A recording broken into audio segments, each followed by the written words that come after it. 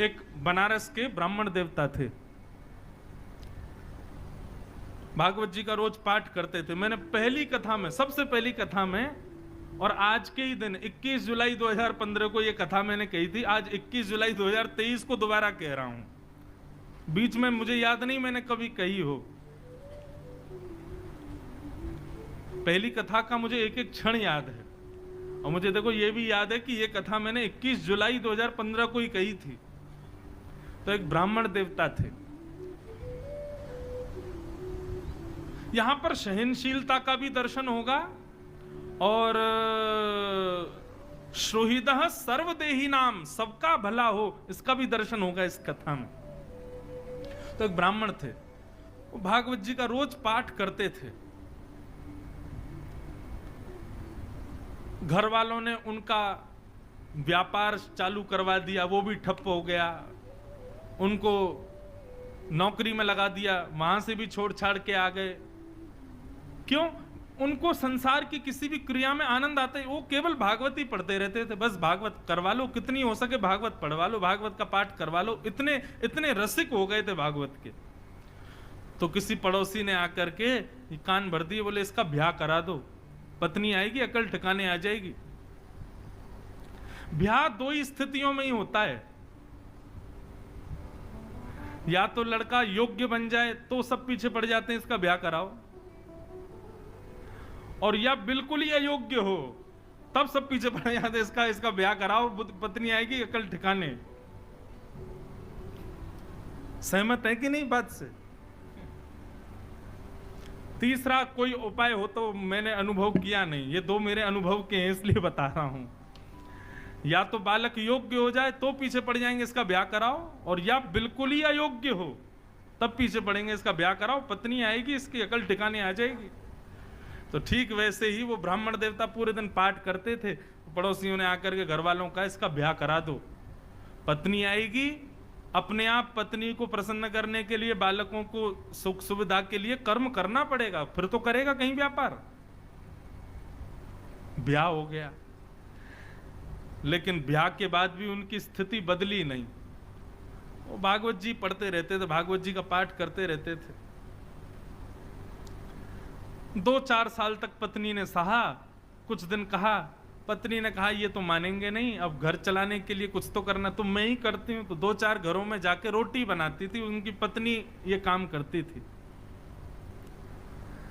पूरे दिन बेचारी लगी रहती, रात्रि में आकर के घर में बैठती, भोजन बनाती, दोनों पति पत्नी पाते। 2 बालक भी हो गए, उनको भी विद्यालय में फीस वीस देना, जो भी करना सब पत्नी करती थी।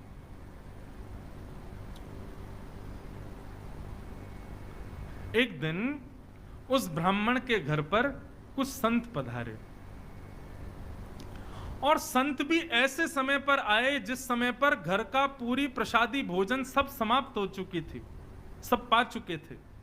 प्राचीन काल में, प्राचीन भारत में संतों को घर में आने के लिए अनुमति नहीं लेनी पड़ती थी।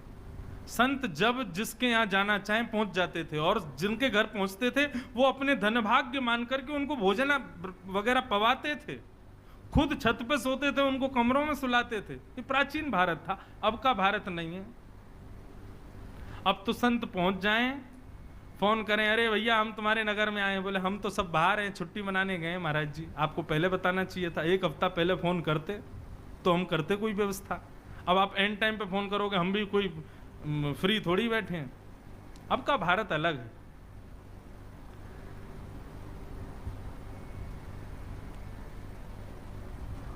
संत आ गए, और संत आकर के सीधे आसन पर बैठ गए। बोले बिटिया लाओ कुछ प्रसादी पवाओ। अब प्रसादी तो कुछ थी नहीं, और कभी रसोई में जाए, कभी कहीं जाए, कभी कुछ करे, कभी कुछ करे, कोई योग्य कुछ भी साधन नहीं मिला।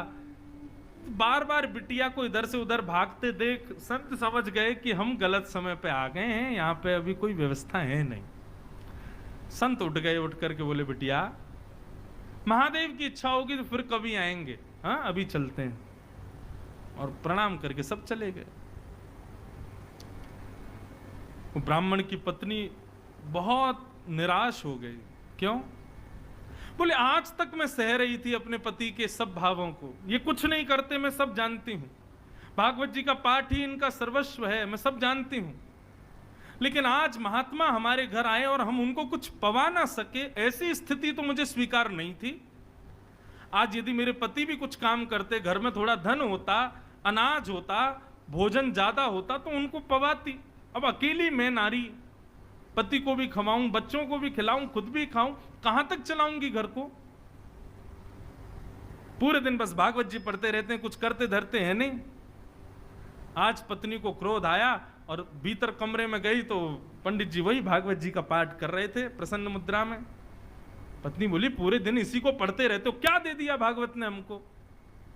अरे कुछ नहीं दिया तब भी स्वीकार था, लेकिन आज संत भूखे चले गए हमारे घर से और तब भी आप इस भागवत को लेकर के बैठे हैं। पत्नी ने भागवत जी की पोथी उठाई और ब्राह्मण के सिर पर ही मार दी। बोले, इसको लीजिए और निकलिए घर से, मैं अकेली चला लूंगी घर को। यही भागवत तुम्हारा सर्वस्व है तो इनके साथ अकेले कहीं और रहो, यहां लौट करके मत आना जब तक मन में भाव ना आ जाए कि मुझे कुछ करना है।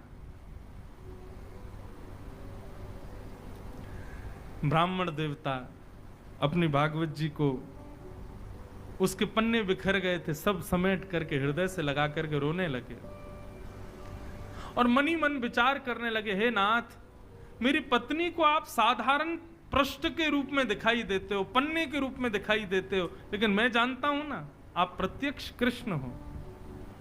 हे नाथ, मेरी पत्नी का कल्याण करना, यह है सुहृद सर्वदेहि नाम, सबका हित चाहने वाला। आप मेरी पत्नी का कल्याण करना, उसका मंगल करना नाथ। और अपनी भागवत जी को समेट करके गंगा किनारे चले गए और गंगा किनारे जाकर के खूब रोए, ठाकुर जी को याद कर करके, कथाओं को पढ़ पढ़ के खूब रोए। बोले, मुझे इस बात का दुख नहीं कि पत्नी मुझ पर चिल्लाई, पत्नी ने मुझे गलत कहा, लेकिन मुझे इस बात का कष्ट है कि मेरी प्राण प्यारी भागवत जी को उसने इस प्रकार निरादर किया। ये साक्षात कृष्ण है। कोई बात नहीं ठाकुर जी, उसको सद्बुद्धि देना, उसका कल्याण करना। इतनी सहनशीलता, इतना समत्व और इतनी सुहृदता को देख करके ठाकुर जी रह नहीं पाए और भगवान नन्हे से बालक बन करके काशी में प्रकट हो गए।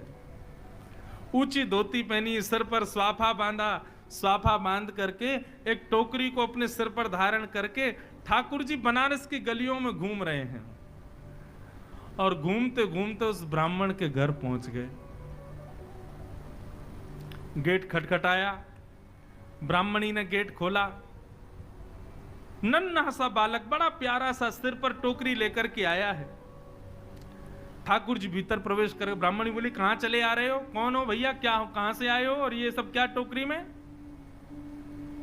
ठाकुर जी कुछ नहीं बोले, मौन, मुस्कुरा रहे हैं बस। टोकरी को नीचे रख दिया, कपड़े से ढकी हुई थी। लौटने लगे तो ब्राह्मणी ने हाथ पकड़ा, बोले, अरे कहीं भी चले आए, कुछ भी रख गए, कौन हो, क्या हो, बताओ तो। ठाकुर जी ने इशारा किया, गूंगे हैं, बोलना नहीं आता, इशारा करने लगे। ब्राह्मण बोली, अच्छा गूंगे हो? ठाकुर जी बोले, गूंगे, लिखना तो आता होगा? ठाकुर जी बोले, लाओ लिख के बताते हैं। तो ठाकुर जी ने उसमें कुछ लिखा और लिख करके पन्ना बंद करके उसको दे दिया, चले गए।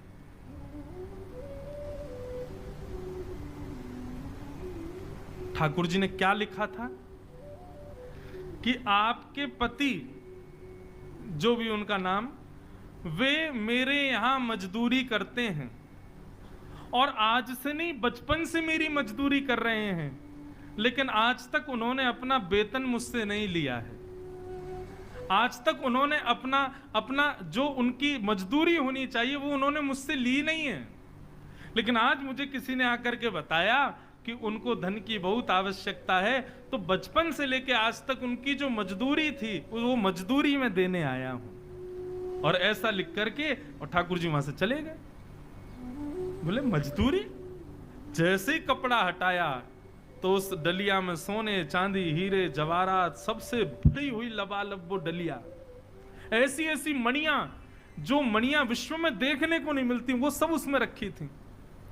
पत्नी मन में सोचने लगी, अरे मैं तो बेवजह गुस्सा हो रही थी, मेरे पति तो छुपा रुस्तम हैं, छुप छुप करके कहीं जाकर के मजदूरी करते थे, मुझे बताया भी नहीं। हो सकता है मैं घरों में रोटी बनाने जाती होंगी, उस समय चले जाते होंगे, और बताओ देखो मुझे बताया नहीं। आज इतना धन, अरे हम तो करोड़पति हो गए, हम तो खरबपति हो गए। मैंने भी बेवजह अपने पति पर गुस्सा किया। बालकों को भेज दिया, जाओ पिताजी जहां मिले उनको बुला लाओ।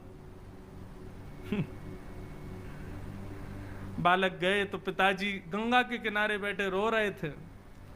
पिताजी पिताजी, माँ ने आपको घर बुलाया है, चलो।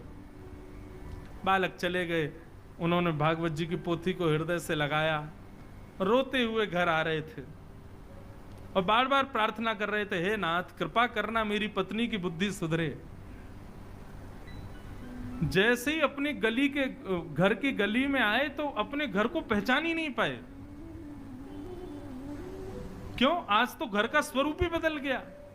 दिए जल रहे हैं, द्वार पर बढ़िया सुंदर रंगोली बनी हुई है, सुंदर पुष्पों से घर के द्वार को सजाया हुआ है। ब्राह्मण बोले ये मेरा ही घर है। सुबह तक तो ऐसा लग रहा था तेजहीन, और अभी ऐसा लग रहा है मानो सारे देवता ही मेरे घर में आ गए हों। ये क्या स्थिति हुई? चंद घंटों में सब बदल गया। ब्राह्मण ने जैसे ही भीतर प्रवेश किया, पत्नी ने आकर के थाल से आरती उतारी, जय हो, नए नए वस्त्र पहने हैं। ब्राह्मण को समझ नहीं आया, बोले ये सब क्या हुआ देवी? सुबह तो तुम बड़ी नाराज थी, हैं? सुबह तो हमारी पोती हमारे सिर पे मार दी, भगा दिया घर से, और हमारी आरती उतार रही हो, ये सब क्या हुआ? ब्राह्मणी बोली आपकी चोरी पकड़ी गई। बोले मेरी चोरी? कौन सी?